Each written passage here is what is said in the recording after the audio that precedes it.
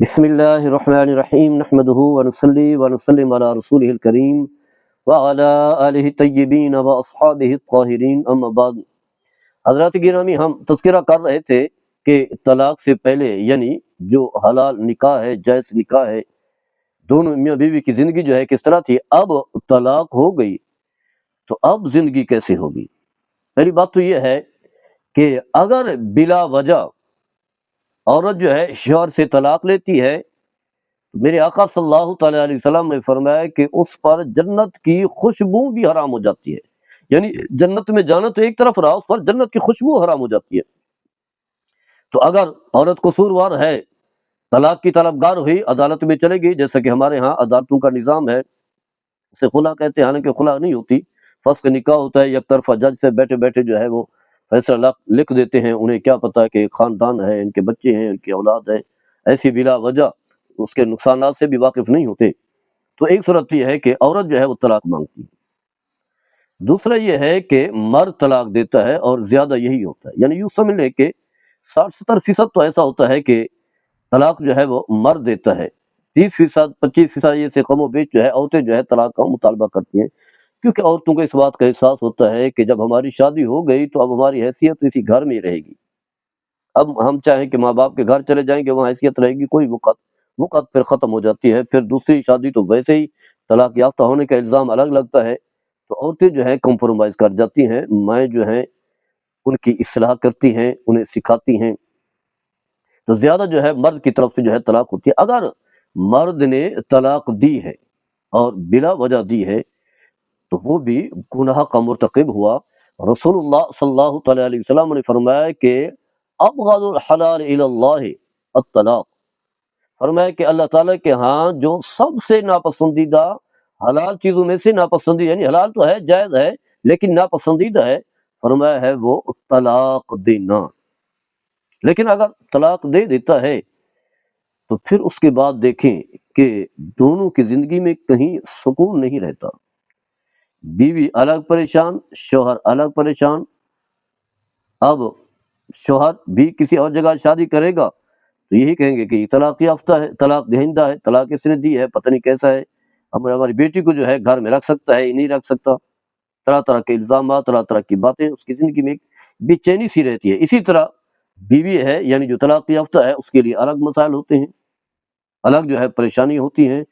پھر دونوں تو پریشان ہوتے ہی ہوتے ہیں، اب جو اولاد ہے،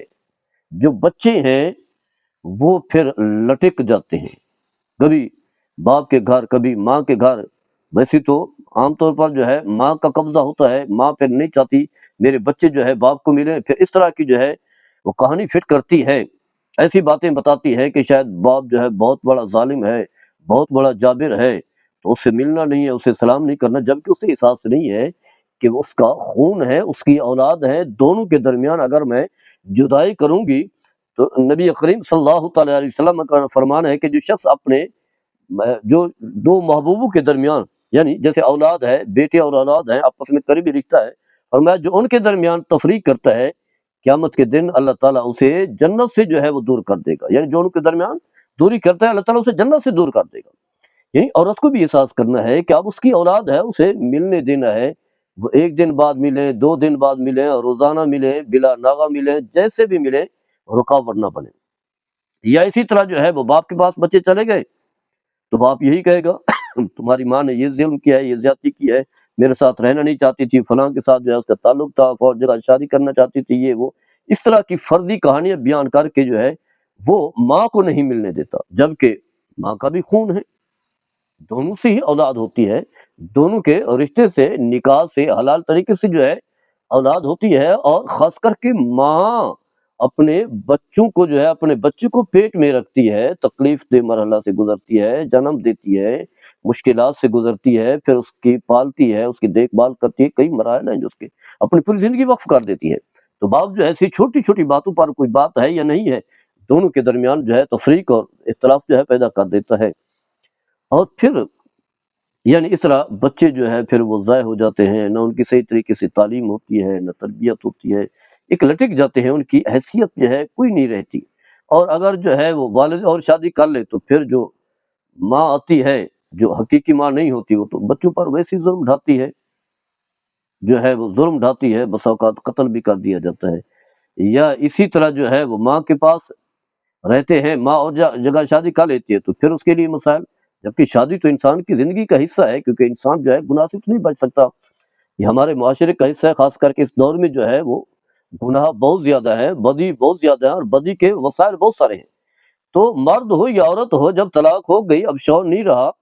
یا بیوی نہیں رہی، تو ہر ایک نے شادی تو کرنی ہے۔ جب شادی کریں گے تو پھر بچوں کی حیثیت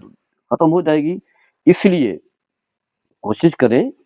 کہ طلاق سے جو ہے اپنے آپ کو بچائیں۔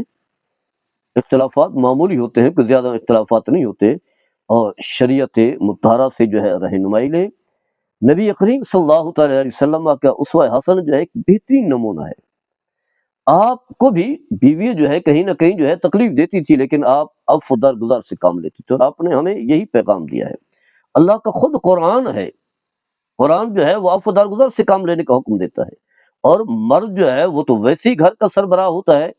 وہ تو پورا گھر چلا رہا ہوتا ہے، منتظم ہوتا ہے، اسی لیے اسلام نے سارے اختیارات بھی اسے دیے ہیں۔ اس کے اوپر ذمہ داری بھی زیادہ عائد ہوتی ہے کہ بلا وجہ چھوٹی چھوٹی باتوں پر جو ہے لڑائی نہ کرے، اور بیوی کو تنگ نہ کرے، خاص کر کے اپنے آپ کو طلاق سے بچائے۔ اور قرآن میں جو مختلف مراحل بیان کیے گئے ہیں، اگر بیوی جو ہے نافرمانی پر اتر آ جائے تو فرمایا اسے سمجھائیں، اچھے انداز سے جو ہے اچھے انداز سے اسے سمجھائیں، پیار سے سمجھائیں، کوشش کریں، لگے رہیں۔ اگر وہ نہیں سمجھتی تو پھر بستر الگ کر لیں، سونا الگ ہو جائے، یعنی یہ مختلف مراحل ہیں۔ پھر اس کے بعد ہے کہ مار پیٹ کا حکم دیا گیا، یعنی یہ نہیں کہ بس ایسے بیٹھے بیٹھے جو ہے وہ طلاق طلاق کے لفظ کہہ دیتے رہیں، تو اس کا نقصان یہ ہوتا ہے کہ دونوں کی زندگی بھی اجیرن بن جاتی ہے، دونوں کے خاندان کی زندگی تکلیف میں ہوتی ہے۔ پھر اس سے بڑھ کر کے وہ جو بچے ہیں وہ بیچارے جو ہے ایسی بے وقت ہو کر کے رہ جاتے ہیں، لٹک جاتے ہیں، نہ ادھر کے ہوتے ہیں نہ ادھر کے ہوتے ہیں۔